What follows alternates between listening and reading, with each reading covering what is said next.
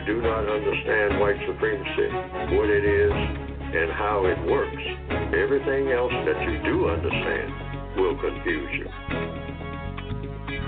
In all of these 9 areas of activity, economics, education, entertainment, labor, law, politics, religion, sex, and war. Anywhere on the planet, minute by minute, day by day, all of the time, all of the time, all of the time.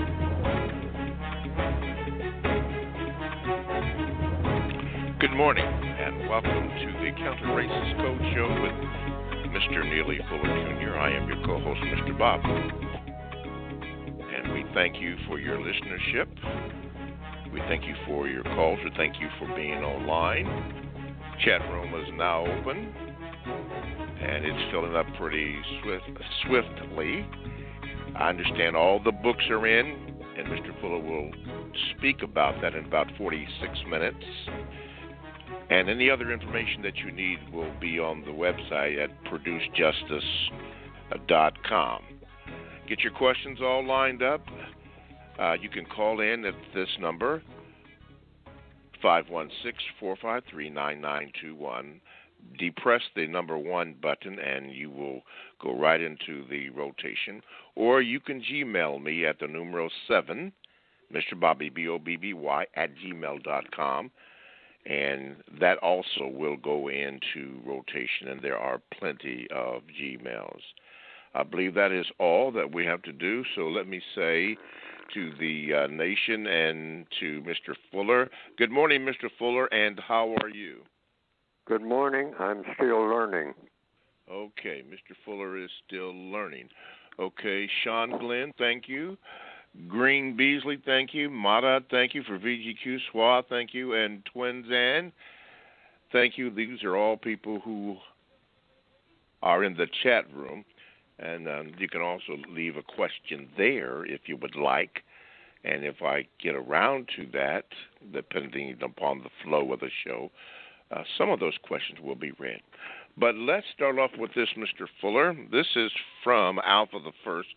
Says this: recently, Mr. Fuller, Senator Lindsey Graham of South Carolina said on the Senate floor while questioning Supreme Court nominee at the time, Judge Barrett, I am paraphrasing, quote, "Are you aware of any efforts to go back to the good old days of segregation?" End of quote. Her response was not clear, and it is causing confusion among black folks. Question. On page 356 of the Code Word Guide, top of the page, second paragraph states, quote, "According to compensatory counter-racist logic, there is no way for a victim of racism, non-white person, to be separate from the effects of what a racist white supremacist does." Question number one, was segregation's the good old days for black people? And number 2, would separation end the system of white supremacy? Mr. Fuller, I ask these questions because many of my black coworkers always talk about going back to Africa and stressing the importance of separations. I am confused. I was raised in the South. My family told me stories about Jim Crow, the Jim Crow South. I read about Jim Crow South, and I'm still confused. I really do not understand if segregation, separation is a constructive position for black people. I do not know how to respond to my fellow black coworkers. I am confused, and I do not understand on the topic of separation, segregation. Thank you. I will try to hear your response, please, and thank you. Well, I thank the caller for that question.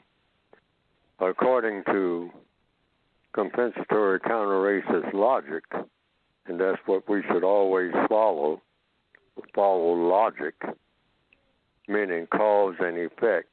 What causes something, and what is the effect of that cause?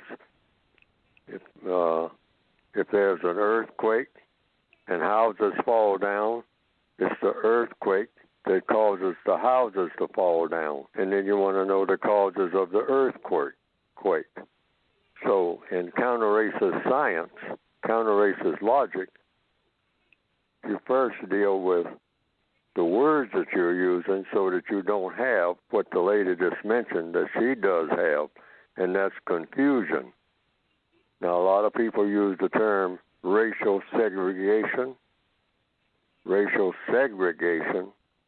Many people use the term racial separation, and they use them interchangeably. That causes confusion, and both terms themselves, according to logic, if one would ask me what they mean, I would say you have to ask the person who is doing the talking, who uses the term, which is the compensatory counter-racist procedure. What do you mean exactly by racial segregation? And when you say that, you apply it to every area of activity: economics, education, entertainment, labor, law, politics, religion, sex, and war. Now you're going to have racial segregation, or if the term is racial separation, how are you going to separate? How are you going to do it? How do you go into the wants then, since that's something that a person says they want. I want it like going back to the good old days, or I'm going forward. I don't want to go back to those good old days, but I want to go forward. But I want to go forward not into racial segregation, but into racial separation. And if they say that's two different things, then the person doing the talking should explain exactly what they mean between the difference between racial segregation and racial separation in all of those 9 areas, and what that would look like on a daily basis worldwide. Because also, that's how when you start talking about racism, you're talking about a worldwide system. You're not talking about anything that's going on localized in some town off to the side of the road. You're talking about a worldwide system, because you're dealing with a worldwide system called the system of white supremacy, which dominates everything that non-white people do 24/7, particularly people who are classified as black. Everywhere on this planet, 24 hours a day, in all areas of activity. Now, that's either true or false, but the code position takes the position that it's true in all of the areas of activity. So when people say that to me about going back to the way it was, Black Wall Street and all like that, and I saw a program last night on Black Wall Street, and that's all very commendable about how that was then, and how a lot of things are since then. And all of it is not to be disparaged. You don't look upon that and say that this is something that you make fun of or that you shove aside in black history. You studied, you appreciated at that time. But this is the year 2020, and black people now should be at the equivalent of universal man and universal woman, meaning every black person should be able to go anywhere in the known universe, not just on the black side of town. A black barber shop and a black barbecue stand, and then everybody dances in the street and prays this is Jubilee time. No, we're talking about every black person being able to go anywhere at any time, anywhere on the planet, and being able to operate at maximum constructive capacity. That's what should be going on right this minute on planet Earth, which is a very small planet when you consider all the other billions of what you might call heavenly bodies, quote unquote, in existence. That's the compensatory counter-racist way. And I'm talking about each black person being constructive in everything that he or she does.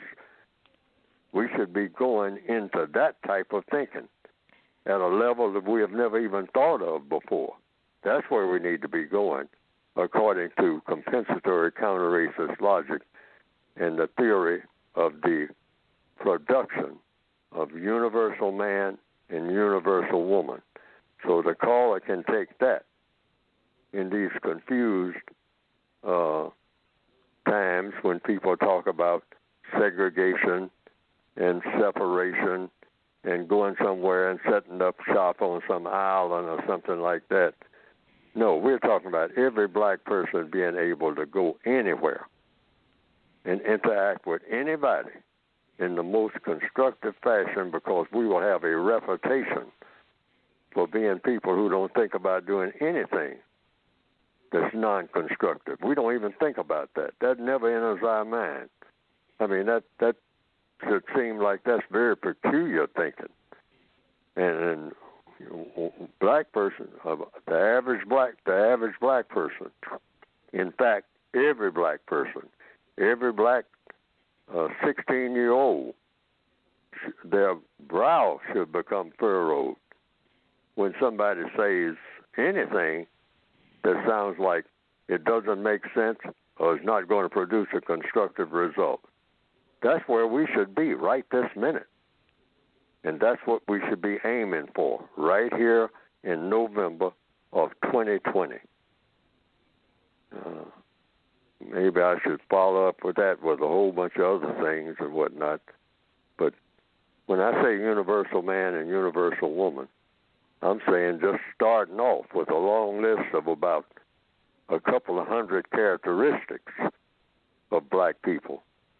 The two that you start off with is you don't meet a black person ever that when they open their mouths, they never say anything to anybody that is not true. That's number one.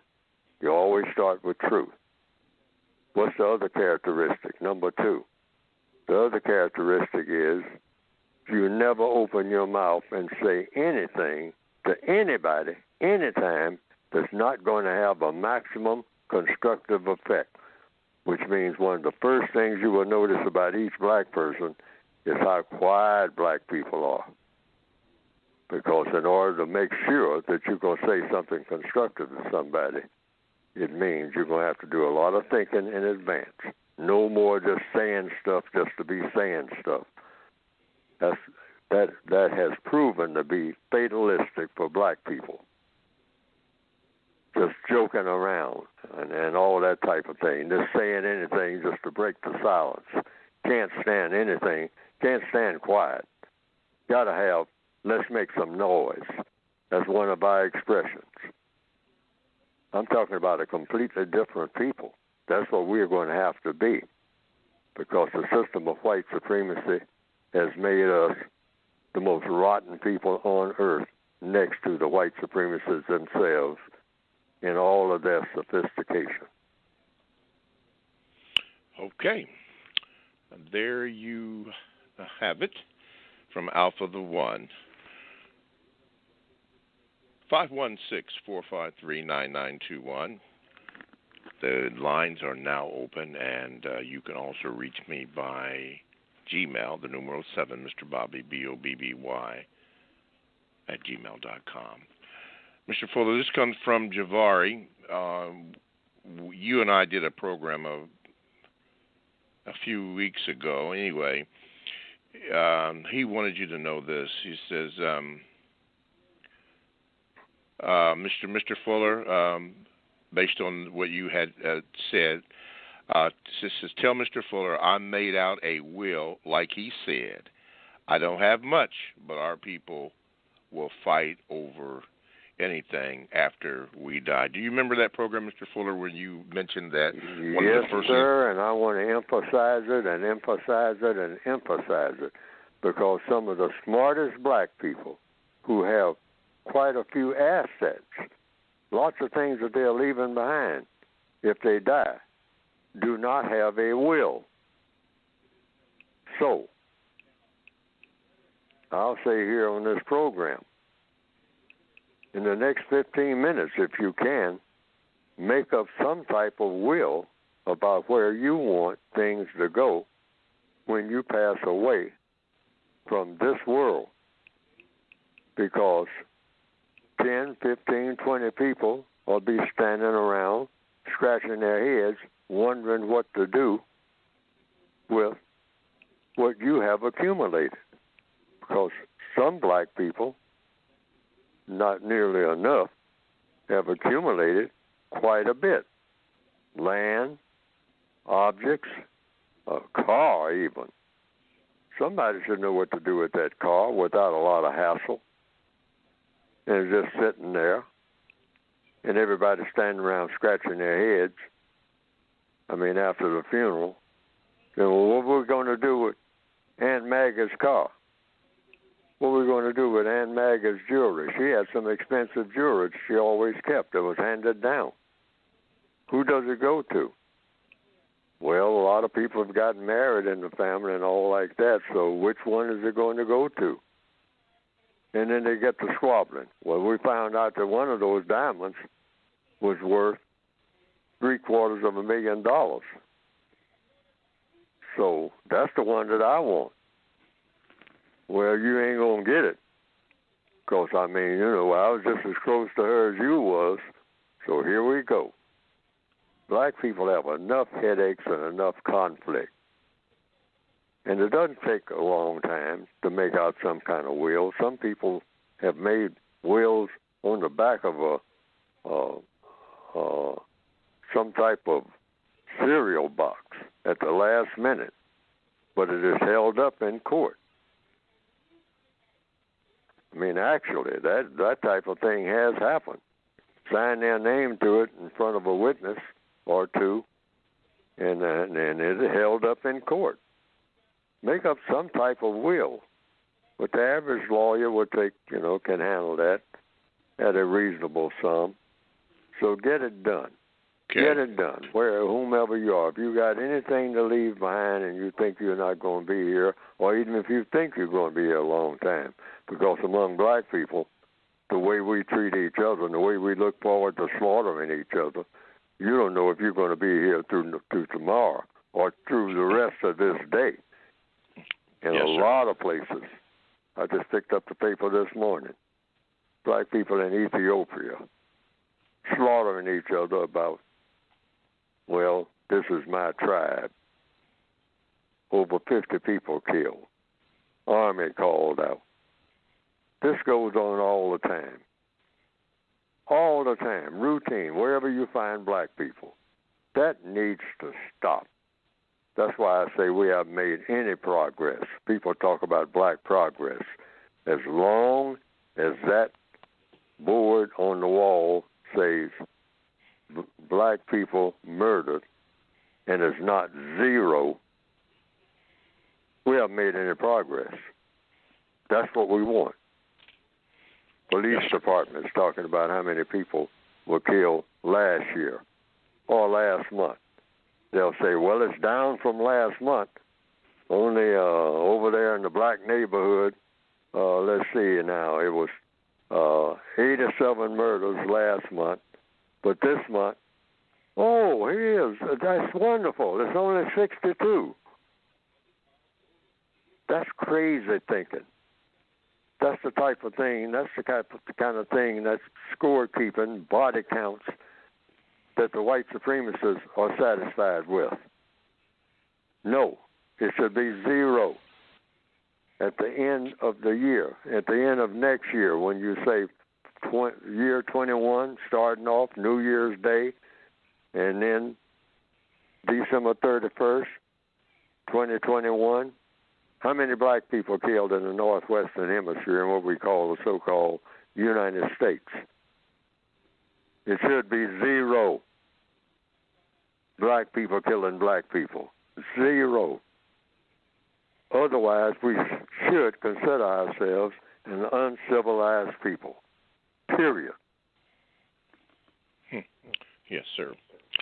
Okay, and then Javari finishes off this, because also in that conversation on that particular day, this is what he said that he also learned from you. He said this, quote, "I do at all times relate to the flag the exact same way the flag relates to me," end of quote.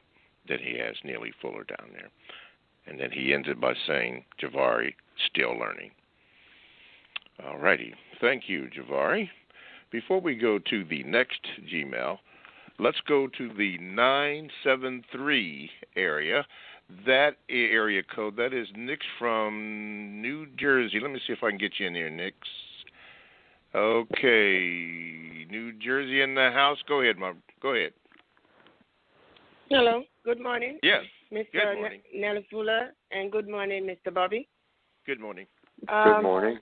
I just want to thank you for your messages, because I just started listening to you like a month ago, and I'm really drawn to the things that you're saying. I'm African, and I've seen that a lot of Africans and Americans don't get along, even though we're all black, and I never understood that. So coming to this country, I kind of feel a little bit isolated from other black people. And I'm wondering if there's any way you can explain your method of, if you feel like you have a low self-esteem or self-hate because you don't associate too much with black people. Is there a method or a way that you can, I can solve this problem? Just be constructive. Continue on, ma'am. Go ahead. I'm just trying to find. I understand you're saying be productive, so stay away from, because I always felt like something was wrong with me for not being around other people, other black people especially. So you say just be productive is the best way, and don't mind that. Yes, that's all it is, because eventually, it's going to take a long time for the world to change. So each individual, like everything in the code book, is about the individual. So remain if you remain the way that a person is supposed to be, don't change that. Now, how is a person supposed to be? A person is supposed to be constructive in everything that person does and says. That's the key word. Do you have a constructive effect? Do you have constructive intent when you talk to anyone? No matter where you go in the world, white or non-white, you get around black people, the black people here, your expectations of them may have been different, see, but never expect people to be the way that people ought to be. That always have that mindset, no matter what type of people they are, because we're in a system of racism that's poisoned the entire world. That type of mindset that glorifies murder. I know most of the books are not about how to grow things in Kenya, or how to do this and how to do something constructive. Most books in the English language, at least, the ones I'm familiar with, are about glorifying murder. They call them murder mysteries. We just had a day about what? Death making. Halloween, they called it. And what do? You glorify dead people people being dead. That's a wonderful thing in the white supremacist mind, in their culture. And black people have picked it up and run with it. That's why you have young black people running all over the place, love to have a gun in their hand, love to shoot somebody and watch them fall down with blood gushing out of their mouths, and laughing all the time, running down the alleys. This type of mentality all over the world. This is fun. We're taught that. I was taught that. Grow up and be what? A cowboy. Oh, a cowboy. What does a cowboy do? Oh, a cowboy herds cows. Oh, yeah, but we're not talking about just that mundane type of cowboy. You're talking about a rhinestone cowboy. Mm-hmm. No, we're talking about a cowboy who carries 2 six-shooters and a Winchester 73 rifle and looking for somebody to kill. And that's a real cowboy. And we'll wear cowboy hats if even we can't wear the guns because it might be illegal. See, that type of mentality has spread everywhere. And so we don't want that. That's not the type of world that the world should be. A person is very well put together by a creator of persons. Whatever created the universe created some things, some objects, some creatures called people. And these people, yourself and myself, if we look at ourselves, we are a pretty expensive piece of furniture. I mean, arms, legs, toenails, fingernails, fingers, hands. They can do a lot of things. We have a brain. Look at what has come out of the brains of the people of the planet. I mean, even at our laziest, over a period of time, all the things that are done. Look around you. This came out of somebody's imagination. The brain did that. And yet, going back to what your question was about, you have people who glorify being insulting, glorify hostility, looking forward, get up every day looking for somebody that they can curse out or say something derogatory to, and that makes them feel better. That's a sickness right there. You make somebody feel bad so you feel better. Mm-hmm. But we've been taught that. And I even feel better than that if I can kill you and get away with it. A dead body. So in answer to your question, just keep being constructive. They can say that, well, go back where you came from or something like that. Well, you can say, you can always just go into the question mode and say, well, why would I do that? Yes. And don't argue with people, just ask them questions. The way to avoid arguments is ask questions and do not contest the answers that you get to your questions. Just have another question ready. This is how people educate themselves by the answers that they give. All righty. Thank you. Thank you so much. You're welcome. And don't be a stranger there. Okay. Let me do this.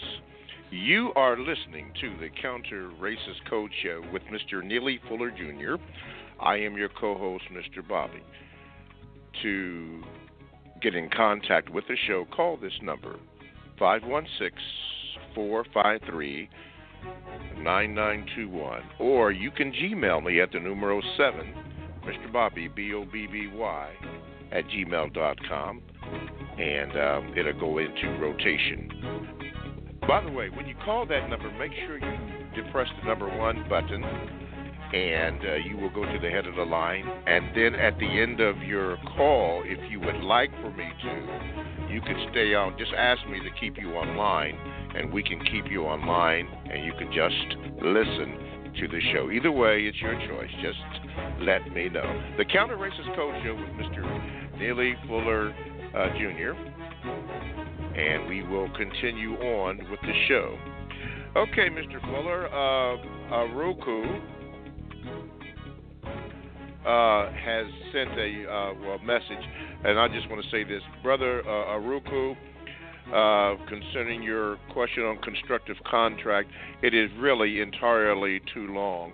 What you need to do, if you want me to read it, then you really need to drastically shorten it so that it can be read over the air, and so that Mr. Fuller can keep on point with what you are saying. So it's good, but you just need to just slim it down, okay? And then Mr. Fuller, Alpha the First said thank you for answering his question. He appreciates that very much. Chat room is open. Sean Glenn, the second is in there. Freedom, looks like Culture, right, is in. Mega VGQ. Medusa Sawali is in. I'm very tremendous at butchering your name, but not on purpose. Swa is in, and T.S. Swin is in. Okay. All righty. And somebody is calling from the 716 area would like to ask a question to Mr. Fuller. Okay. Oh, yeah, that's Freedom. Freedom, you have to write it out here since you're using the chat room, and then I will have a chance to get a chance to read that and go ahead on. Mr. Fuller, this comes from Laura Roberts. She says this: Mr. Fuller, what are the characteristics of a, quote, feminine woman? And could you please give specific examples? What are unfeminine characteristics in a woman? Thank you very much. Oh, the most feminine characteristics of a woman is very simple. The female is very, very into being female, meaning she is attracted to males. I mean, and she's all about being female when it comes to a male. She appreciates her difference between that male and herself. And she doesn't want to be anything other than that female with that vagina and those breasts. And she, be they large or small, that's vagina or breast. She's female. She has a womb. And she takes that into account. Yes, this is the way that I'm made, and I'm not going around window shopping trying to be something else other than that. I was assigned this, and I appreciate this assignment. Why? Because I didn't do anything to get this assignment. That's what she should say to herself. Because none of us assigned ourselves to be what we are. But now the white supremacists will go around and saying, well, yeah, but you can have some embellishments, and I'm going to help you take you there. Okay? In fact, you can be a little of anything. I mean, you just don't have to stick to that frame of reference that you would assign at birth. Oh, no. I got a whole list of other things that you can be, and you can look it over, and I'll help you get there, and I'll finance it. Okay, that's what they're doing now all over the world, and they have just about completed the seeds that they are planting because they know it's going to be non-constructive for non-white people on this planet in the long run, if not the short run. It's already having effects that are not of any constructive value at all. but that's the way they're going with it. We'll see how far they can take it. But if you are a female, you know, somebody tells you, the doctor says when you're born, well, he walks out into the hall and says, well, it's a girl, you know. Well, if that's who you are, that's who you should want to be, because that's an assignment. It means you have an assignment as the person that you were born. Now, there are people, on account of the chemicals in the water and all this type of stuff, there's all kinds of things that happen where people are born with two heads and all that type of thing, but you don't glorify that. We are being taught that this is to be glorified. If you were born with two heads, you were supposed to be born with two heads. Only thing about it, one of the heads don't work. I am the son, the offspring of a person who, the male person, had 6 fingers on one hand, 5 on one hand, and 6 fingers on the other hand. Number 6 finger, so it was told to me, was just hanging loose. It couldn't do anything. It was non-functional. So that was cut off. And the stub was left there, a small stub. So there are defects in people on account of people's conduct here on this planet. The things that they do to their bodies, the poisons that we, like Christmas is coming up, and, you know, everybody's going to be drinking alcohol. Many people are going to be having Christmas cheer, going to be drinking alcohol, gin, driving up and down highways drunk, killing people, killing themselves. Okay, but these type of things we put in our bodies poison our bodies, and it's passed on from generation to generation. So you have people sometimes who have so many chemical dysfunctions that they have defects in their bodies. But basically, when it comes to male and female, a healthy body, a healthy female, is not going to have all these carryovers from some type of distortions of the natural order of things, and the same with a male. So, being, in answer to the question again, being a female, what are the characteristics? Not the type of work that you do. And people came up with that about this is women's work. No, work is just work. According to what? According to logic. Things that got to be done. So anybody can do any kind of work if they can do it. So there's no such thing as males work and females work. People who are in what you call primitive conditions understand that, because everybody has to do all the types of work that has to be done. Baling hay, gathering rice, hitching up the wagon, or pushing the cart. Male or female can do it. But in their interaction with each other, the female should always let the male know. Even though I'm dressed up like a male and you thought I was a male when you looked at me because I was dressed like one. I'm wearing all this gear on account of what? The virus or whatever. But, hey, you thought you were talking to a male. You're talking to a female, you know. And you say, oh, okay, all right. I just want you to know that. I'm a female and I'm all female. Vagina and breast, the whole works. I was issued it. It wasn't no half-stepping when I was born. I mean, I got all the equipment. And I hope that you got yours if we're going to be working together on a long-term basis and working real close so that we become partners for life or whatever. All right. Okay, this is what I'm going to do. Thank you for that answer there, Mr. Fuller. I have Ryan from Buffalo Freedom, representing Freedom, Culture, Technology. I have you on both screens here, the chat room and also that. And then I have James from Pittsburgh, which will follow that. But this is what I'm going to do now. This is an important part of the show. We have people who call in all the time and want the material. So Mr. Fuller has written a book, and we're going to have Mr. Fuller speak about his publication. Mr. Fuller, go ahead. The floor is yours. Right. And now just the things that we've been talking about, I try to cover as many questions as I could or things that I could think about in the textbook for victims of white supremacy that you can go to by going to producejustice.com.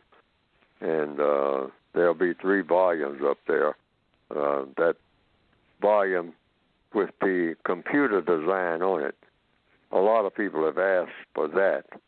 That was the original volume that came out in 1984. But the updated volume is the 2016 edition.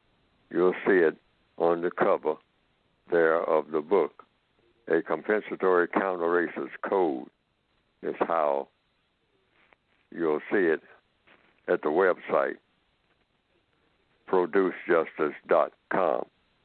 And that is the 2016 revised expanded edition, and it says so on the cover, of the original 1984 edition. Now, there's a 2010 word guide that you can also get. That's an option. That's an extension or an addition to the revised expanded edition of what I call the counter-racist code. Now, what is this counter-racist code? It's a book that tells a non-white person who is subject, perceives him or herself to be a subject to and a prisoner of the system of white supremacy here in 2020, and wants to do what he or she can to dismantle that system and replace it with a system of justice, and do so as an individual person on a day-to-day basis by his or her own conduct, and influence others to do so just by being around people and answering their questions when they have them. You don't try to recruit anybody. You don't try to say what you should be doing is this, that, and other, for people to present a problem. And then that problem will most likely lead to something racial, because the whole world is dominated by the thinking of the white supremacists and the actions of the white supremacists. So any black person that has a problem is going to lead to the doorstep of the white supremacists anyway. So you don't have to try to guide them there. They're going to say that they have a problem. And if they have a problem, since black people are subject to the system of white supremacy, the white supremacists are the source of the problem, either directly or indirectly. But it may not seem that way on the surface. But you can go to producejustice.com, and the books will tell you what to say, what not to say, how to interact with white people, things to say, things not to say, things to do. Like someone called in early on the program and said, how do you handle that flag situation? It's very controversial. Do you go around tearing down flags, or what's the best way? Because codification is about doing everything the best way, not the second best or the third best, but the absolute best way, that it can never be done any better. If it's something to say, you want to say it in such a way it can never be said better by anybody, ever, ever. That's what your aim should be. Not saying that you will get there, but that's what your aim should be. Person asks you a question. You want to be able to answer that question better than that question has ever been answered by anybody in the whole history of the world. Now, you might say, well, Fuller, you ask questions. Do you do that? And the answer is, I don't think so by any measure. But you do your best to do that. If you make any kind of move, that move should be a move that's made better than anybody could ever make that particular move ever in the history of the whole universe. And not only in the past, but even in the future. Like that flag pledge in there. Up to this point, the compensatory flag pledge that I say when people have this flag controversy, I do at all times relate to the flag the exact same way that the flag relates to me. Was a lot of things in the textbook that are like that. That's a flag, the universal, compensatory universal. You can make a pledge to any flag. If anybody says, well, are you going to pledge allegiance to this flag? You say, of course. You've never even seen the flag. I mean, they wake you up from a deep sleep and got waving some cloth in front of you or some type of emblem and say, I want you to pledge allegiance to this flag. You say, no problem. I do at all times relate to the flag the exact same way that the flag relates to me. It's not going to get no better than that, folks. I don't care if you have sleep. If you say that one, it's not going to get any better than that one, I don't think. The code book is full of this type of stuff. Yes, sir. Go to it by going to producejustice.com. Okay. And before we move off of that, and thank you, Brother Muko, I got you down in here, so you're going to be third on there. Mr. Fuller, before we get off of that, on that Produce Justice site, I look for your appearance that you said from time to time that you are on the Carl Nelson show. I did not see it. So is there an update on that? When will you be on that show? Or do you know? I don't know. They usually let me know maybe a couple of days ahead of time. Okay. And that means I rush to put it on. Okay. Now, I'm not blaming anybody on the other end for that because they have to juggle their schedule and whatnot. And I really appreciate Dr. Kathy Hughes and also Carl Nelson for having me on their show.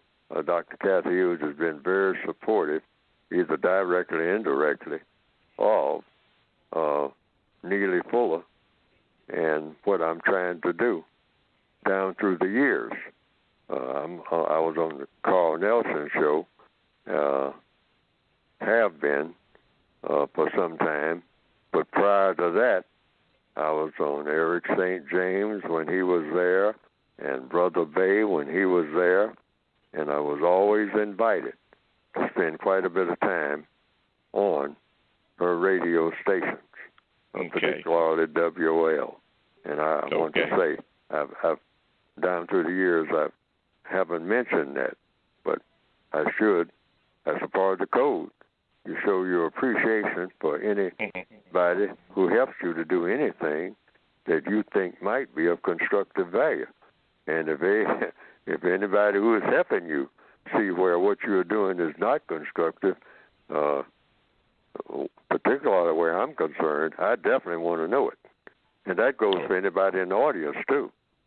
If I'm saying anything that sounds like it might not be of any constructive value, I want to be told. Don't hesitate.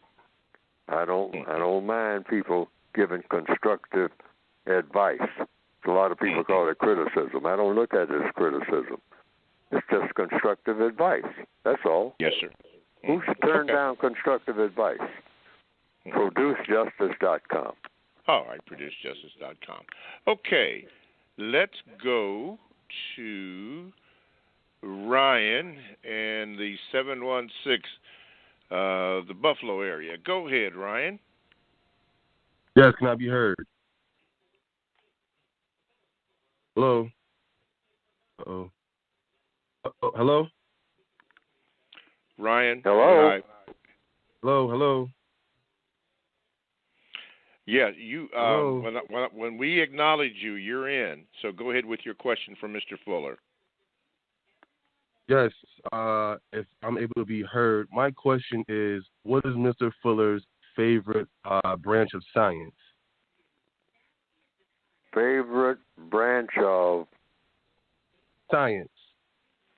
Science or math? Wait a minute, I'm not hearing that one word. I'm sorry.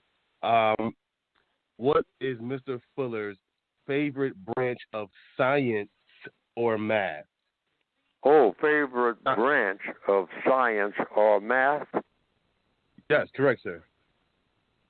Oh, I've never been asked that question, so I never thought about it. I don't. To me, science and math all go together. What it comes down to, these are words. So, what is math and what is science? You're studying how to get things done, and I guess that's what math is for.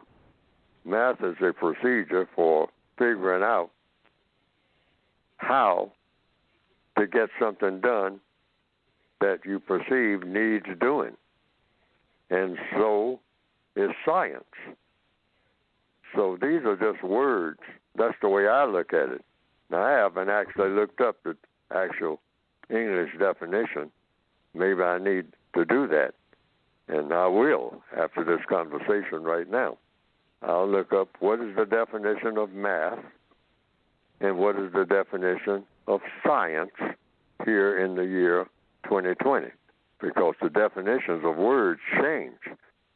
See, so to be up to date, I'd like to know what is the definition of mathematics and what is the definition of science, and is there a difference between math and science? And if so, what are those differences? That's an excellent question that everybody in the audience should take into consideration. And that's another thing.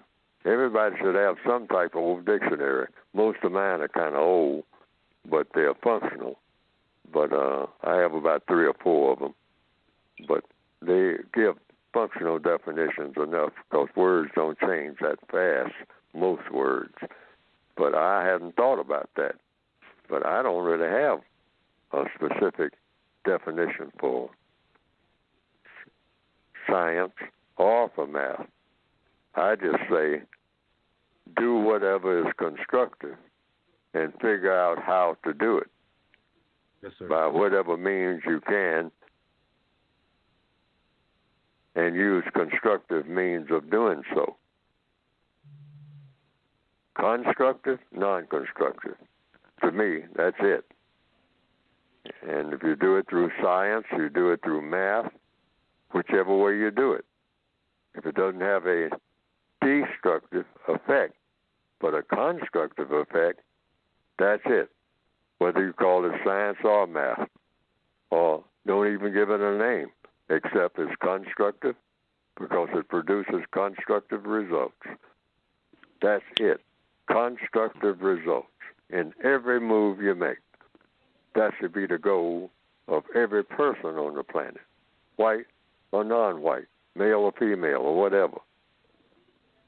Constructive results. Yes, sir. Okay, Ryan. Thank you, Mr. Bowden, Mr. Fuller. Have a good day. All right. Don't be a Thank stranger. you, sir. Mm-hmm. Okay. By the way, someone had asked me more of Neely Fuller. Mr. Fuller is all over YouTube, but one of the ones that I recommend is the one with Mr. Neely Fuller and Dr. Randy Short. Talks about results on YouTube. It's about 40 minutes, but you get to hear Mr. Fuller really speak about getting results of what we're doing. That's on YouTube, more of Mr. Neely Fuller. Okay, with that in mind, let's go to the 412. That would be James from Pittsburgh. James, you are now live. Go ahead, please, sir. Greetings, Mr. Bobby. Greetings, Mr. Fuller. I'm reading the book, Mr. Fuller, and it's great. It's definitely opened up my mind. I have a question, and it's kind of in regard to the ninth area. I'm not going to go too deep on it on the air. I lost the exact page number, but it says something to, under the system of white supremacy, no person who is not white should be mistreated on the basis of being what we consider to be a traitor or aiding white supremacists, and if they do that, they still shouldn't be mistreated. Is that true, Mr. Fuller? Say that again. That a person who's considered a traitor who is a non-white person to other non-white people, it would be incorrect to mistreat them? Oh, you don't mistreat anyone. Period. See, it depends on what you mean by the word mistreatment. You stop people from doing things that they should not be doing. Now, it depends on what the person is doing. Just like if a person suddenly jumps out from behind the bushes with an axe with the intent of killing you, you defend yourself. It's just that simple.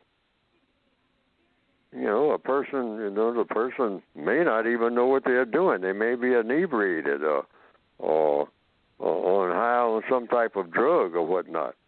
But the person is trying to kill you. The person has an axe. Now, if you can get away from them, do that.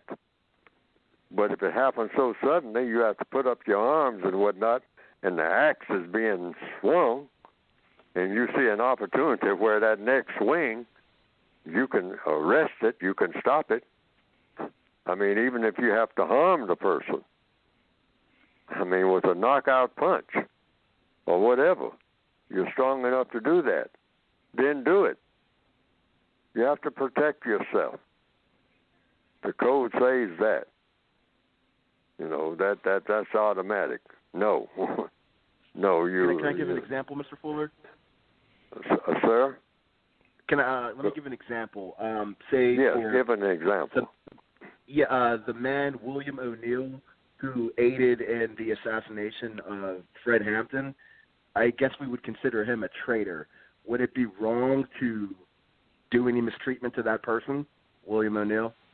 The black person who assassinated who? He aided in the assassination of Fred Hampton. Fred Hampton meaning a member of the Black Panther Party, if I understand that correctly. Yes, sir. So it was a black person. Yeah, a lot of people may not be familiar with what you're talking about. All right. Okay. So Fred Hampton was a member of the Black Panther Party who was killed in a raid by a black person. Is that what you're saying? Well, he was killed by some race soldiers masquerading as police officers, but a black person actually gave the police his address of where he would be located. That a black person gave the address of the killer. Is that correct? Fred Hampton. He gave the police Fred Hampton's address. Oh. So see, okay, and now I understand your question. We all aid and abet. See, black people are trying to find out who. I used to have a phrase for it. Black people waking up in the morning trying to figure out who is going to be the Tom of the week, the Uncle Tom of the week. And they spend full time doing that. Okay, who's the Uncle Tom of the week?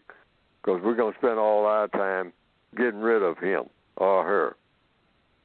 Well, you're going to spend a whole lifetime doing that because we all are complicit as prisoners of war in helping this prison to run. So if a black person, he's not supposed to do it, gives information that results in harm to another black person, that black person is guilty of that act. But the white supremacists, according to the compensatory code, are to blame, and that's who you blame.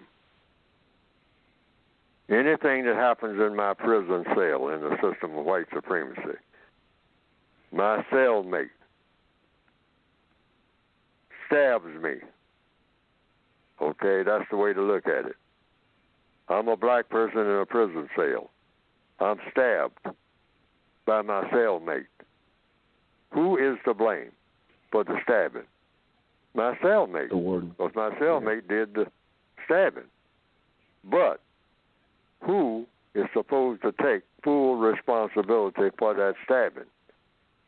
the master of the prison, the captain of the ship, the prison masters, and that will be somebody white in the system of white supremacy.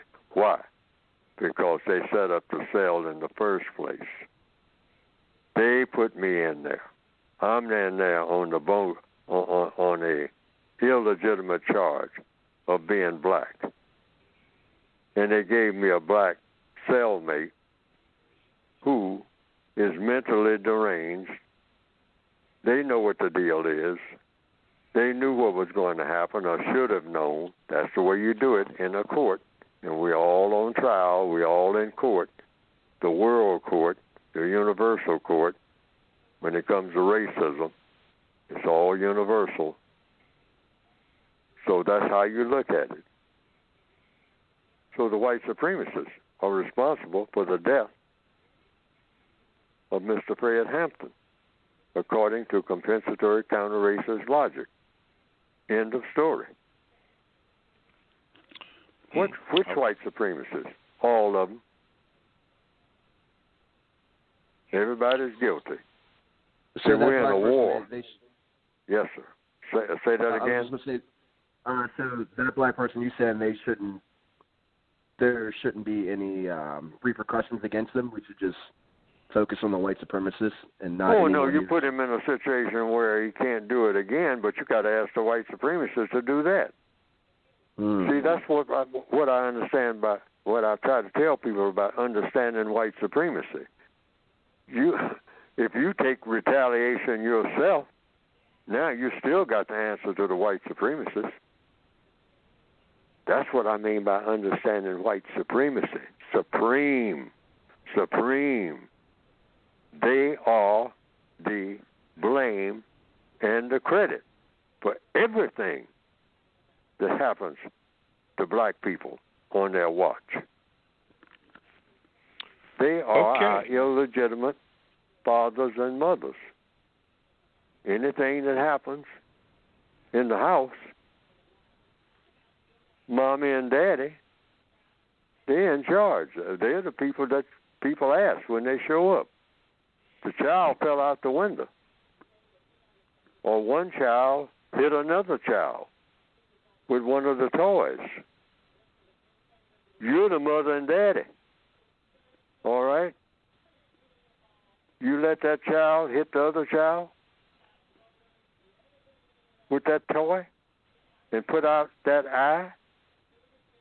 You're the mother and daddy. The white supremacists are the illegitimate mothers and fathers of every black person on this planet in the year 2020. They are to blame for everything that black people do that should not be done. Unquote. Now that statement is either true or false. All right. We are way over the time limit, but let's do this. You have listened to the conclusion of the first hour of the Counter Racist Code Show with Mr. Neely Fuller Jr. Stay tuned for the second hour of the Counter Racist Code Show with Mr. Neely Fuller, coming up in 5 seconds.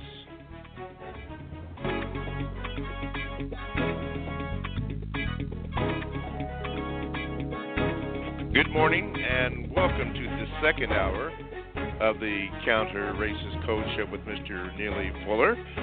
Apologies that we are starting now, but we wanted to give Mr. Fuller a chance to end the conversation with the brother from Pittsburgh. But anyway, we're in the second hour of the Counter Racist Code Show with Mr. Neely Fuller Jr. If you want to get in contact with the show, you can simply call this number, which is 516-453-9921. Or you can also do this. You can Gmail me at the numero 7, Mr. Bobby, BOBBY, @gmail.com, and we will attempt to get you on. Probably not, but you'll go into rotation, and we can do this. When you do call the number, make sure that you give the call screener your name, and then just hold until I call on you. When I call on you, you can be heard. So you don't have to ask that question, can you be heard? You will be heard. And if at the conclusion of the conversation, if you would like to continue to listen, just tell me so that I won't disconnect you and give you my usual saying at the end, which I seem to do. Keep on listening, yeah, and don't be a stranger. Okay, with that in mind, let's go to Swa, and then let's see, Brother Mook, I got you down in here. Okay, Swa, we'll get to you now. Okay, go ahead. Right. Good morning, Mr. Bobby, and good morning, Good morning, Mr. sir. Neely. Good My morning, question sir. is, Ms. Mayfield, do you think during the Holocaust the Jewish Semites could have been found behaving like black people in 2020? Ask that question again, sir, if you don't mind. Yeah. Do you think during the Holocaust the Jewish Semites could have been found behaving like black people in 2020? Do I think that the Jewish people in the Holocaust did what? Could they have been found behaving like black people during their mistreatment right now? Oh, behaving like black people during the Holocaust? Mm-hmm. In what way? See, that's a question that I would have to, I've seen motion pictures and I've seen documentaries about the Holocaust. So you're comparing the Jewish people during that time in the Nazi prison camps to black people, but in what way? Do you think they were unconstructive during that period of time? Do you think who is being constructive? That your question is escaping me. Maybe I don't know. It's probably my fault, but for some reason I don't comprehend what you're saying. Like, do you think that during the mistreatment of the Jewish people, they could have been found clowning around, dancing around, being very unconstructive during that period of time, like black people during their mistreatment right now?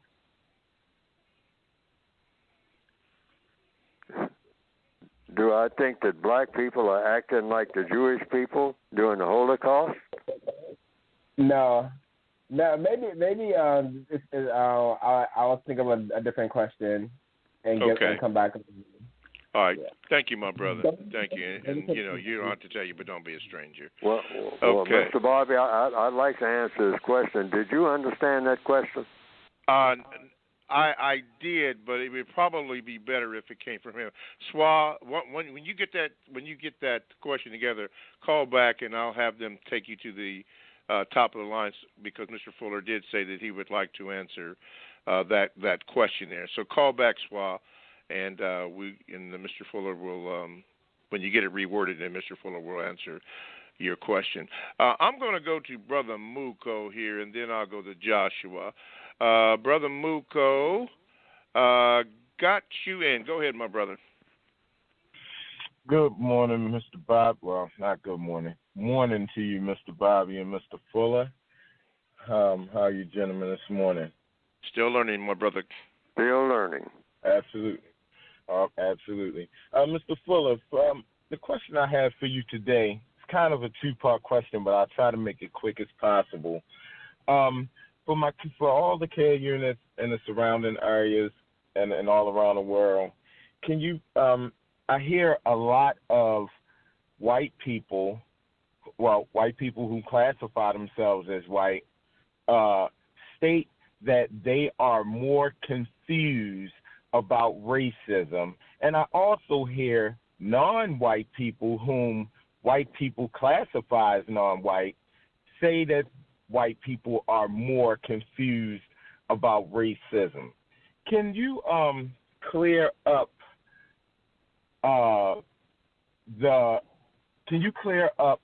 for my care units and for the care units all around me the importance of knowing what racism is and how it works.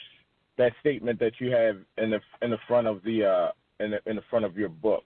Can you explain the importance of that? And the second part of my question is on the in the Word Guide on page 278, the term "our people." Can you explain in depth how dangerous and that phrase is and why we shouldn't use it? What phrase? Our people. Oh, well, I'll start with that one. I'll answer that question first. The term "our people"? Yes, sir. Okay, well, people can use any terms they want to as long as they explain what they're talking about. But if a person says, well, I'm talking about our people, so you can, if you are confused about what the person means, just ask them.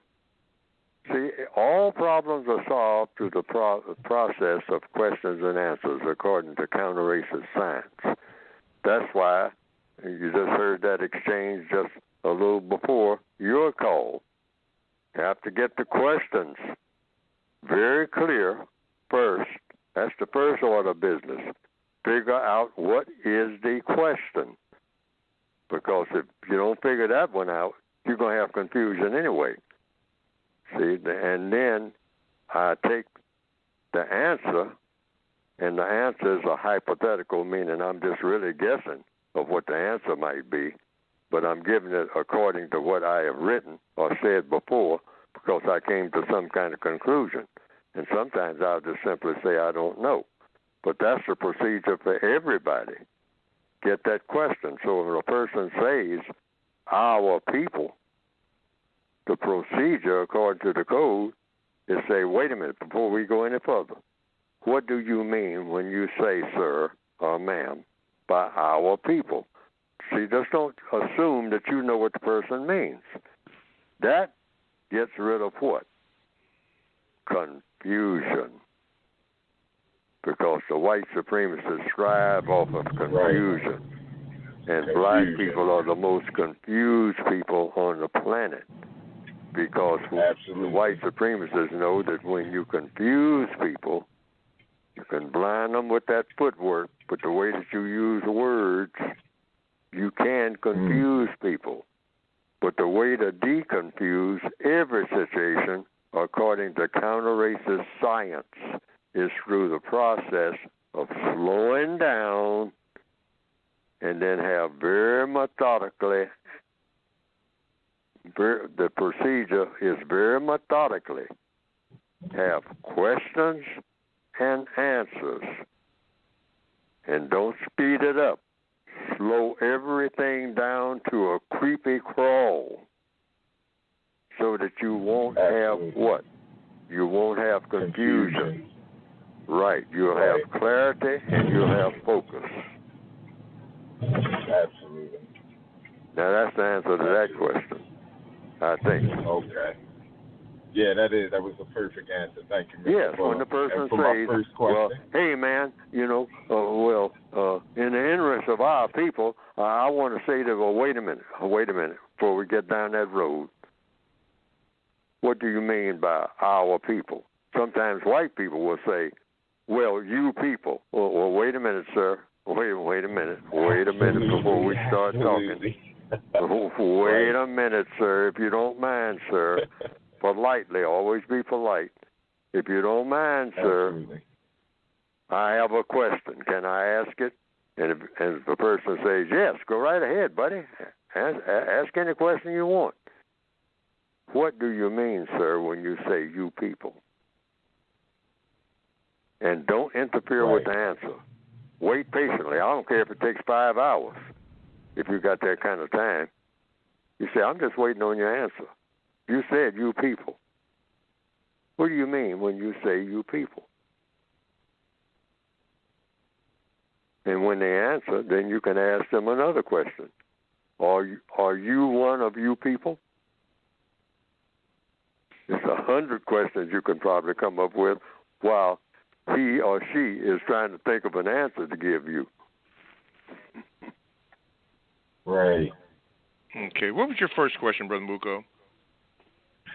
Well, my first question was how white people aren't the most confused about racism, white supremacy, and how black people are. Just wanted Mr. Fuller to expound on that, the evidence of it. Well, you can just go by each and every incident where if a white person says, well, you know, you're at a seminar or someplace where racism is being discussed, and a white person will stand up maybe, and I'm just giving a hypothetical here, and say, well, everybody's doing all this talking about racism, and I don't think I'm a racist, but maybe I am, and, you know, I'm confused. So can anybody explain to me what they're talking about? And so you just simply, if the person says that they are confused, if the person is white, about whether or not they're racist, that's where you go to the code book. And you just say, well, you explain what the system of white supremacy is, that it dominates the behavior of the black people of this planet in 9 areas of activity, which is just covers everything: economics, education, entertainment, labor, law, politics, religion, sex, and war.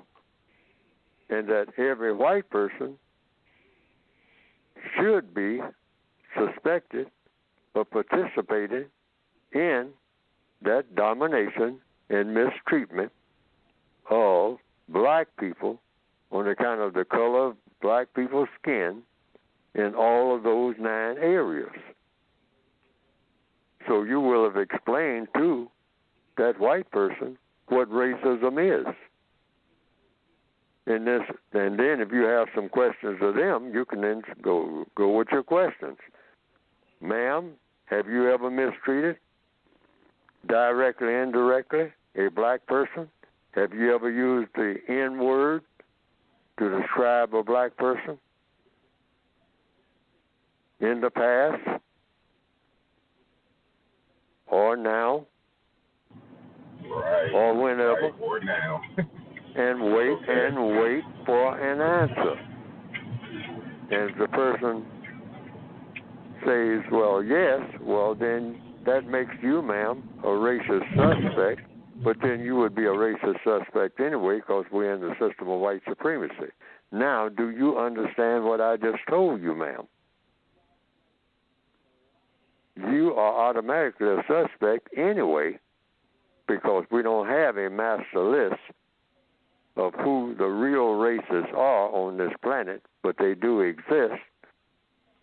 So therefore, if you're a victim of racism, according to counter-racist science, there is a duty to suspect any white person who is able to be a white supremacist as being one.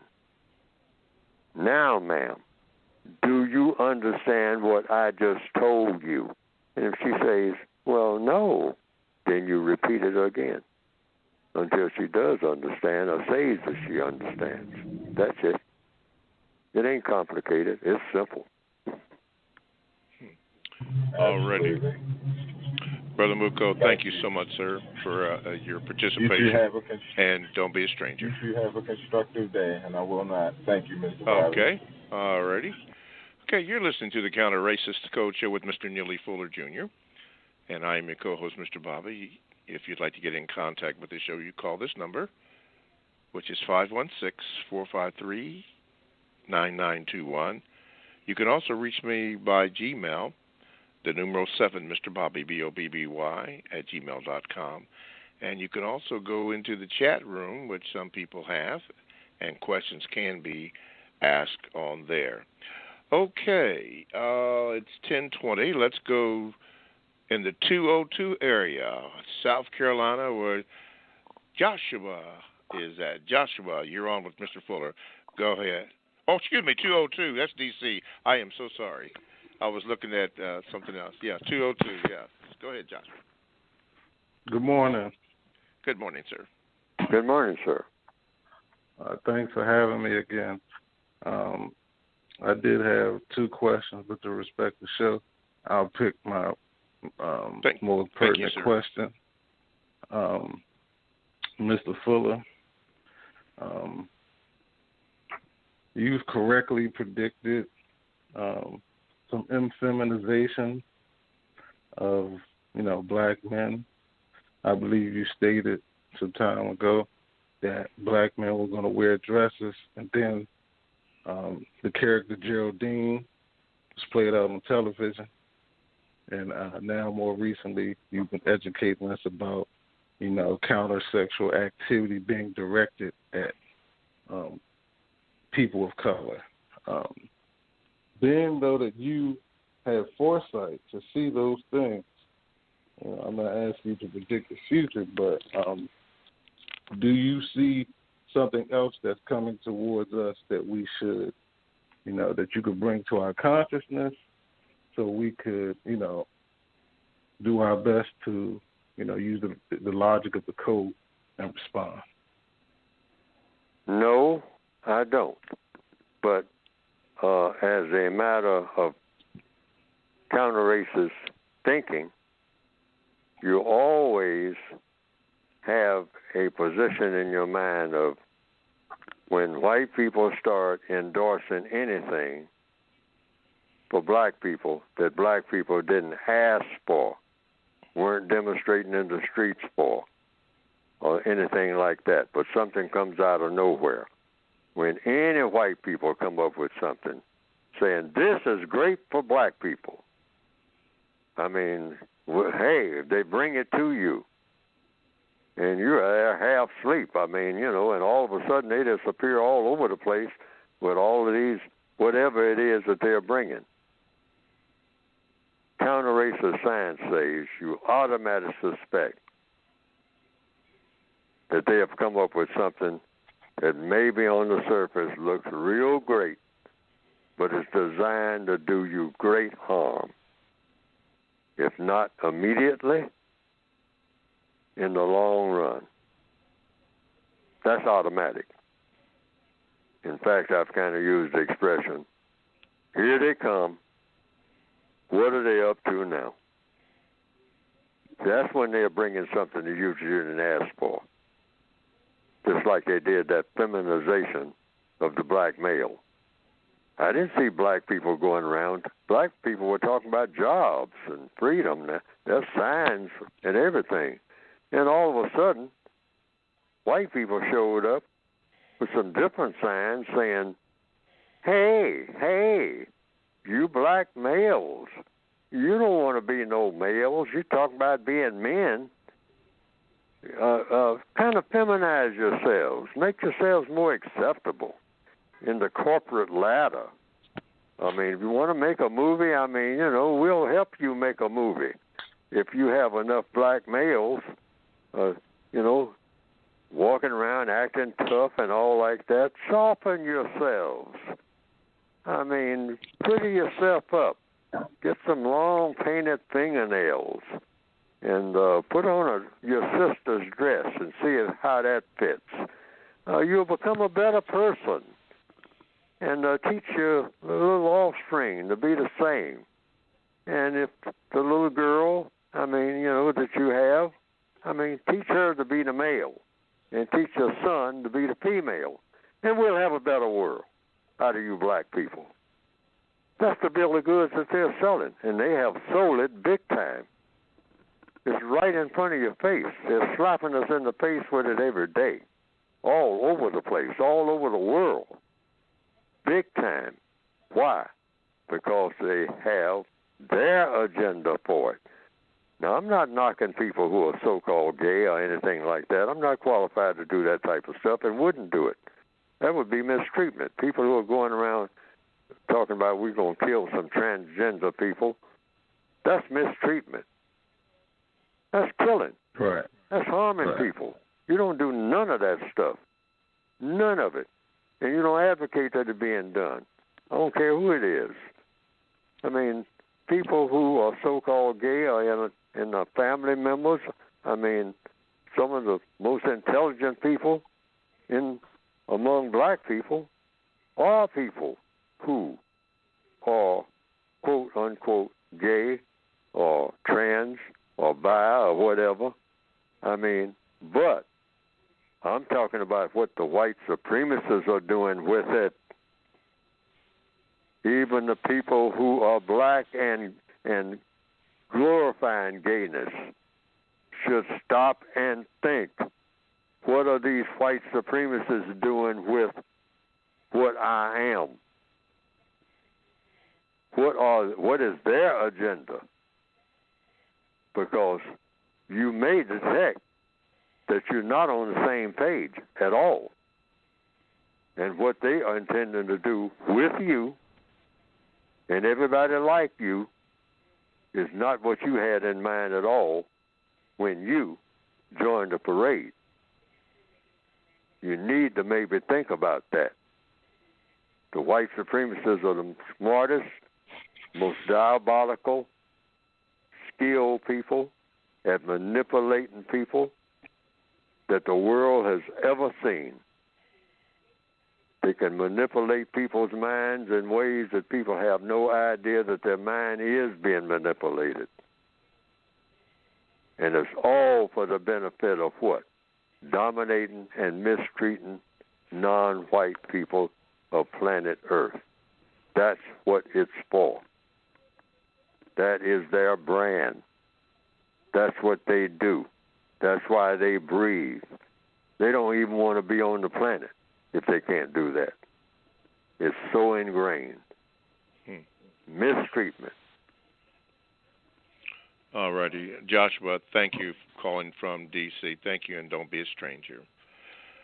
Okay, you're listening to the Counter Racist Code Show with Mr. Neely Fuller Jr. I am your co-host, Mr. Bobby. And if you would like to get in contact with the show, this is the number, 516-453-9921. When the call screener comes on, give the call screener your name. And if you would like to continue to listen to the program after the conclusion of your phone call, then let me know so that I won't click you off, so that you can continue to listen. You can also contact the show by Gmail, but it won't be read today, but you can do that. It will be read at some time. The number 7, Mr. Bobby, BOBBY, at gmail.com.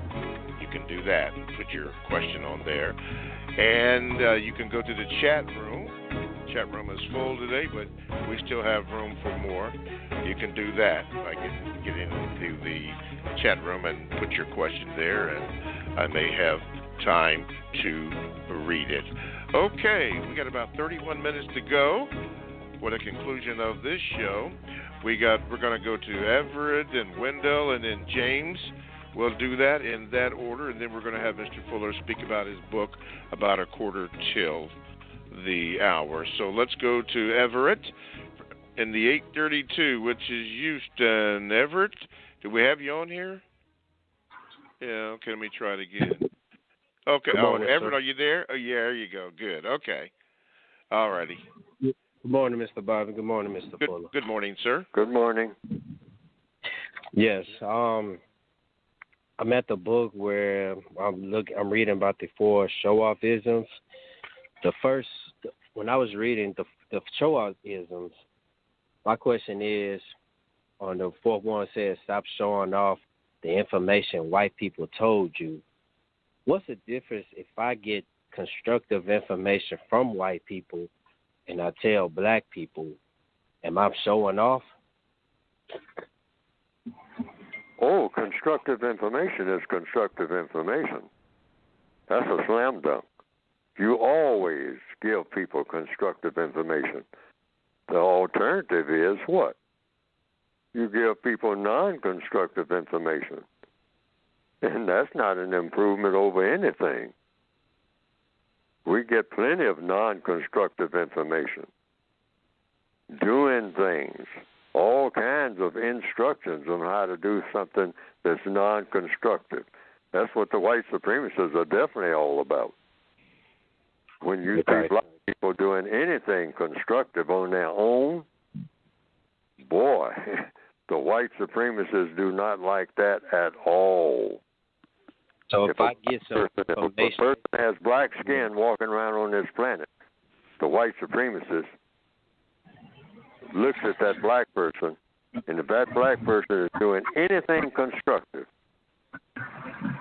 that constructive activity is supposed to be supportive of the system of white supremacy. If that black person is doing anything, hello? Then that's, yes, sir. So if I have information, Mr. Fuller, that's non-constructive, and I tell black people or people of color about it, then I'm showing off. No, it depends on what your purpose is for talking to anybody about anything.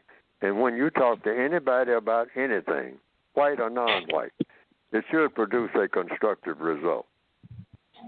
If it doesn't produce a constructive result, you can call it, you can give it any kind of label, but basically showing off just means you're doing something non-constructive.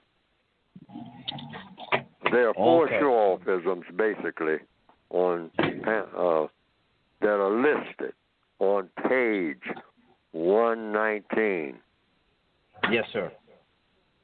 Now, it shows you as an example, showing off to each other the things that white people have allowed them to obtain. That means your car. See, black people get a new car. I want you to come over and look at my new car. Black people get a new house or a new lampshade or something that white people have allowed them to obtain. So you want to show it off. Get that out of your head. Don't do anything to show off. Do something of value. Do something that you can show how it's constructive, whatever you did. But that's on number one. Black people are notorious for this, particularly in the older days. I mean, that's all black people look forward to all the time. Work hard every day to get something from white people. If you're a maid in a house and the white person gave you some silverware, all right, now you want your cousin, Gloria, to come over and see the beautiful silverware that you got. No, stop showing off, because we're not in a position to show off. We haven't accomplished enough to show off. Mr. Fuller, is people of color in position to celebrate Thanksgiving and Christmas, or is that a form of showing off? Well, that's a form of waste. I was just thinking about that the other day. Thanksgiving is coming up. I'm pleased that you mentioned that. Yeah, and Christmas. And I spend all this money, and I realize I go to my grandmother's house, and we all say this: look what I got you. Look what I got you. It's like we competing to each other. And I've been doing it for so long, I feel like I'm under a Christmas spell. When I stopped doing it, it hurt. I stopped doing all of that years ago, decades ago, many, many decades. It hurt because I was brought up, Christmas, we didn't buy a tree. That was considered almost sacrilegious. Going and buying a tree? No, we went out and cut a tree and brought it in, dragged it in, and set it up and decorated it about 3 days before Christmas. Did the whole 9 yards. And I'm saying, as a recommendation, according to the code, just stop doing it. Somebody asks you, where's your Christmas tree?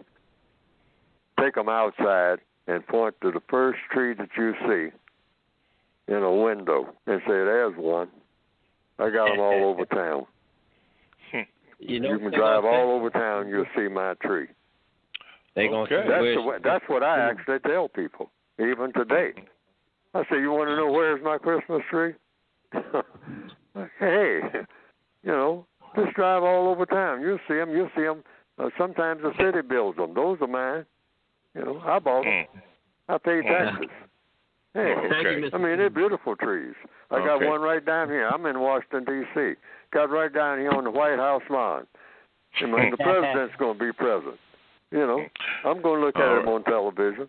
He'll be out there with the tree and his wife, all of them shivering there in the cold and whatnot. I'm sitting there looking at it on television, and that's my tree. And if you want to see my tree, go by and take a look at it. Thank you, Everett. And don't be get a big thrill out of it. Okay. All right. Big thrill out of it. Okay. Here's Swab back. Mr. Fuller, you said you wanted to answer his question, so he rearranged it. Go ahead, Swab. You're back on. Go ahead. Hey, Mr. Fuller, should I remind you of the question? Go ahead. Mr. Fuller wanted to answer your question, so I guess you rearranged it so that he could understand it. Yeah, I just I kind of it's probably a VGQ now, but the question was during the mistreatment of the people being destroyed during the Holocaust, the Jewish people. I don't believe they were twerking, showing off, and clowning like black people are doing right now in 2020 during their destruction and mistreatment. So that was my question to you. Do you think the Jewish people were more constructive during their destruction in the Holocaust, opposed to black people right now being destroyed and continuously, being unconstructive? I still do not understand that question. Well, okay. Mr. Bobby, do you understand the question? Yeah, I think I understand what he's saying, but it would probably be better that if it came from him. I tell you what, Gmail me your question so that I could read it verbatim and don't leave anything out. Okay, can you do that for me at my email address, Gmail address? Because okay. I'm doing this because the code says understanding is absolute. Yes. Okay. And you cannot answer a question correctly unless you understand the question that is being asked, and the question that is being asked is well put together. Okay. All right. Gmail me, Swat, and I will read the question to Mr. Fuller, and he can answer it. And then, of course, I let you know when Mr. Fuller is answering your question. Okay, my brother? All right. Mr. Fuller, do you have offspring, perchance? Do I have offspring? Yeah. Yes. Okay. Thank you. All right. That's all. All right. Thank you. Let's see. James from North Carolina. Let me see, James. Let me get you in, and then we'll go to Wendell from South Carolina. James, you're on. Go ahead, sir, with your question. Good morning, Mr. Fuller and Mr. Bobby. Good morning, sir. Mr. Fuller, during today's broadcast, you emphasized the importance of constructive speech and action. If you're able, please provide some tips for the victims of racism on how to keep our thought patterns constructive. And Mr. Bobby, I would like to stay connected and listen to the rest of the broadcast. Okay, I won't disconnect you then. Okay. All right, thank you, sir. Have a good day. Please provide the history of racism. No, sir. What was the question? Okay, I'll repeat the entire question. During today's broadcast, you emphasized the importance of constructive speech and action. If you're able, please provide some tips for the victims of racism on how to keep our thought patterns constructive. Oh, okay. How to keep our thought patterns constructive. That's the question. How do you keep your thought patterns constructive? Questions and answers. Yes, sir. Can I say something? The reason why I'm asking sir. this question is, personally, when it comes to my speech and action, I do a halfway decent job with that, to say the least. But when it comes to my thinking, there are times when I got to get my thoughts in line in a constructive manner. So I'm asking you, if you're able, provide not only me, but everyone listening at this time with some tips on how to keep our thought patterns correct. Okay, your thought patterns usually have something to do with what you want. WANTS. And here again, I don't want to make a mistake about that again. I usually do. But it's in the textbook. But it has to do with one word, your thought patterns, that applies to everybody. Everybody does what? Everybody wants something every minute of every day. WANT. Want. There is a want. There is a want. WANT. So I think it's on page 171 and 172 of the textbook. You ask yourself, since you're talking about yourself, and that's in that. That's in the textbook. What do I want to do? Because every creature, every person on the planet, as we speak right now, wants to do something.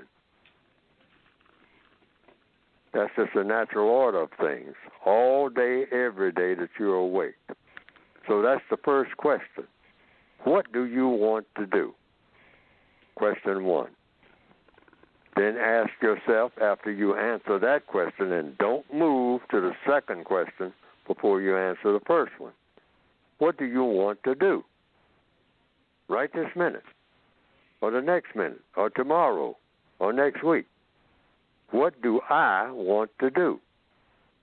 Get the answer to that question. Move then to question two. Why do I want to do it? This thing that I want to do, why do I want to do it? I want to have a party. I want to go get my car fixed and whatnot, whatever it is. Give yourself a straight answer. What do I want to do? Why do I want to do it? Well, I got to get my car fixed because car's not fixed. Needs fixing. Okay, you got your answer. Number three, how do you plan to do it? Well, I plan to go to Joe's garage. Got a good deal on putting in my transmission. Okay, so you got your answer. And what do you expect the constructive result to be? Now, those are listed. These 4 wants apply to everybody. In the textbook, the Revised Expanded Edition. I think it's on page 171, 172, if I remember correctly. Mm-hmm. I have the book. But in the answer to your question, 171 and 172. Okay. Hello. I'm here. Yes, sir. Just when your mind gets tangled, just go to those 4 questions, and that'll take you right where you need to go every time. What do I want to do? Now, if you're talking to somebody else, you can ask them, what do you want to do? Ma'am, sir, or whomever. Why do you want to do it? How do you plan to do it? And what do you expect the constructive result to be? And you don't move to the second question before the first question is answered. All in sequence. Those are the 4 questions. The answers to those 4 questions will always take you right where you need to be. It might not take you where you want to be, but it'll take you right where you need to be in every move that you make on this planet for the rest of your entire existence. So you can't get lost with those 4 questions. That ain't going to happen. All right, thank you, sir. Because I think, you were saying that you get kind of confused about what to do. Just go to those 4 wants. And no, you can do that I'll be with honest. anybody It's else. It's not that I get confused. It's just that there are times when I might want to do something when I know there won't be a constructive result. Well, something. hey, if you know it's not going to produce a constructive result, that takes care of it right there. You can't do it, period. I mean, that's it. I'm not talking about doing something like going out, doing something tremendously bad. I'm talking about is not supposed to be done. We're supposed to be heading toward being universal man and universal woman. And that is people who are always constructive.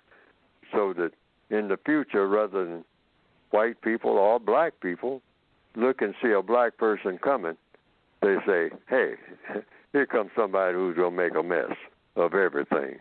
Because that's the kind of reputation we have. Here come the black people. Prepare for the mess. It ain't no mess going on, but there's going to be a lot of mess now because the black people just arrived. They just came in that van, and you better believe it's going to be a mess from here on in. All right, because that's all they know. That's all they do. That's all they really love. That's all they can relate to. They ain't even happy unless there's a whole lot of mess going on. Okay? So that's the reputation we have worldwide. Oh, now, going toward being universal man and universal woman, does that mean we're supposed to be copying white people? Absolutely not. We're supposed to be something that never has been among any people, and that is people who are totally about being constructive. That's where we should be headed. That should be our goal, and anything short of that ain't worth mentioning. Yes, sir. I understand your reasoning, and that's the direction that I want to head in as far as trying to become, a universal man. But, there are just certain things that I feel like I got to work on in order to stay on that path. Welcome to the club. I appreciate your information. But welcome to the club. That's what we're doing right now. Right. I know. I mean, all of us. There's no such thing as a person walking around on this planet here in 2020 as a person who is not seriously flawed. And that includes all the white people and all the black people. So if we start talking about looking for flaws in people, every last one of us, even when we look like we got everything together, every last one of us is seriously flawed. I don't mean just a little bit flawed. We are seriously flawed. Compared to what? Compared to universal man and universal woman. That's what. That's all right, the goal. James. Thank you, sir. Thank you, and I'll keep you on the air, or rather keep you in slot so you'll be okay. All right, James. Thank you so much. Okay, let's go to Wendell from South Carolina. It says here on my screen. Okay, Wendell, you're in. Go ahead, please, with your question. Mm-hmm. I got two quick questions. The first one is just how do white supremacy control my everyday life? By controlling your everyday life. Look at anything that you do and ask yourself, where's the essence, the genesis of it? Whatever you're doing every day, was that just something that you chose to do, or is that something you found yourself in these circumstances and you're doing with it the way that you see everybody else doing? Just name something that you do that the white supremacists are not control of. They're not in control of. You didn't hear, where did you first hear about it? How did you first get involved in it? The job that you have, the car that you drive, who made it? The place where you have a roof over your head. Who allowed you to have that roof? The floor under your feet. that heater over there, this is November, wherever the heat source is coming from. Did you do this? Did you invent that? Did you put it there? Did you come there on your own without someone telling you that you could go there? The very room that you're in at this minute, look around at everything in that room. Where did it come from? Now, black people had a lot to do with it being there, but it was under the crack of the whip of the white supremacists. And you can take that one to the bank, either directly or indirectly. If you come to Washington, D.C., and you come down Pennsylvania Avenue, and you look at all those buildings that's been there for years, I mean, including the Capitol building and the White House, where tourists on buses looking out the window, that's what they see.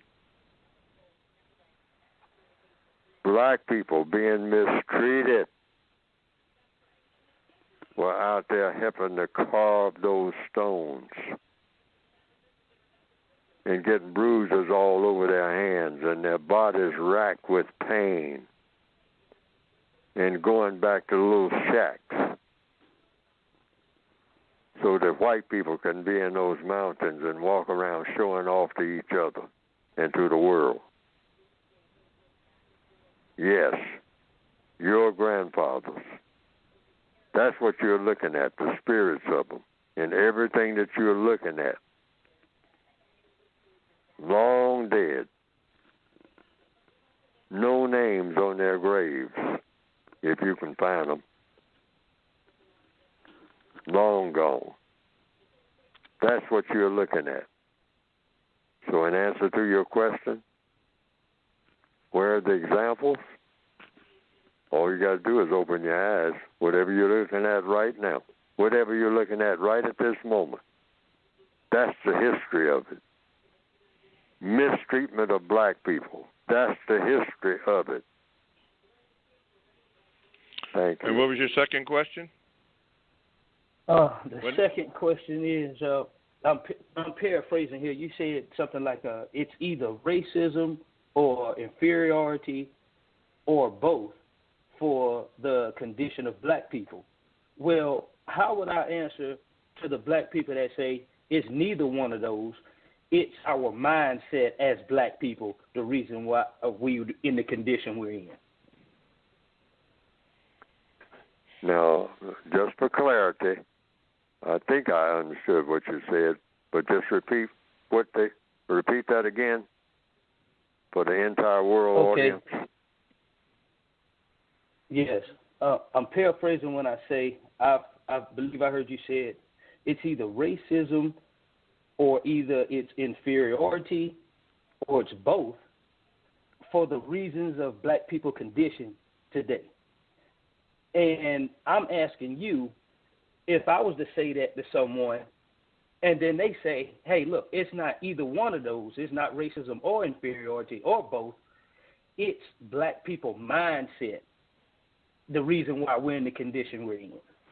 How do I answer that? All right. How you respond to it is go into the question mode. What do you mean by black people's mindset? And wait for the answer.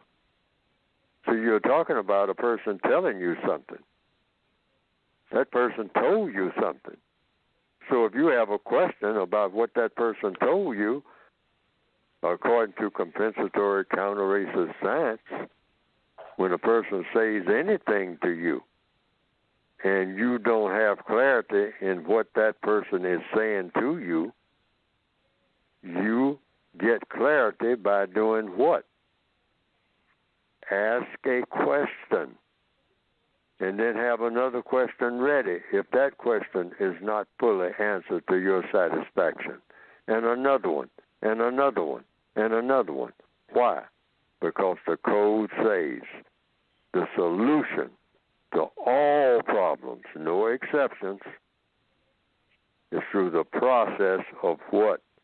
And don't forget that. questions and answers. Questions and answers, just like this program. That's why I try to get the questions straight first. You know, in my tangled mind, my mind is tangled. You can tell that. Okay? Probably some of the audience gets exasperated with me, but that is a procedure.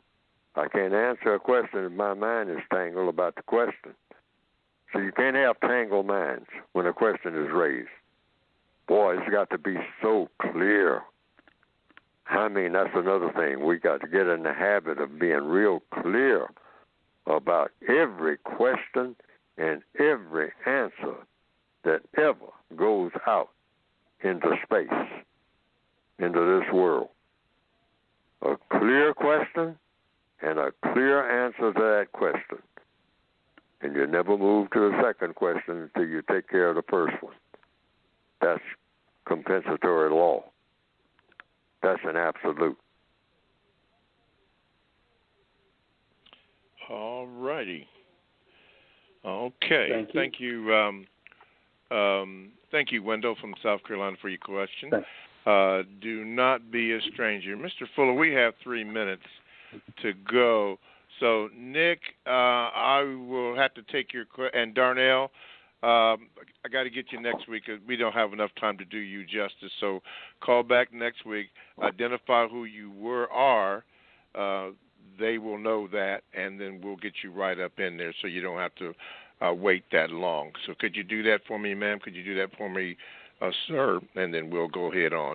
Mr. Fuller, in the remaining 2.5 minutes that we have left for today's program, could you speak a little bit about your book before we have to go? Just go to producejustice.com. That's all you have to remember. Producejustice.com, and that's where you pick up everything about my publications and everything about all the other programs that I may or may not be on or whatever pertains to me. That would be the first source. There might be people have told me there are other sources, but this is the central source right here. And what will come up on the screen, first of all, is the basic textbook, the Compensatory Counter-Racist Code, Revised Expanded Edition. That's the one that's center stage. And then if you want the word guide, you can get that too. Shows you how to use words, how not to use words, what questions to ask when other people use words, suggestions about how to use words, not all words, but as many as I could possibly think of over a period of years. I tried to squeeze them in there. It's a word guide. It's not a complete dictionary or anything like that. And helping the victims of racism to think, speak, and act in a manner that will always work for you and not against you. That should be the goal. And the basic textbook is the same thing. What to do, what not to do as an individual person, each and every day. How to talk to people, how not to talk to people, how to talk to yourself, how to answer questions for yourself about what you should or should not be doing, and why. WHY, that's in the textbook.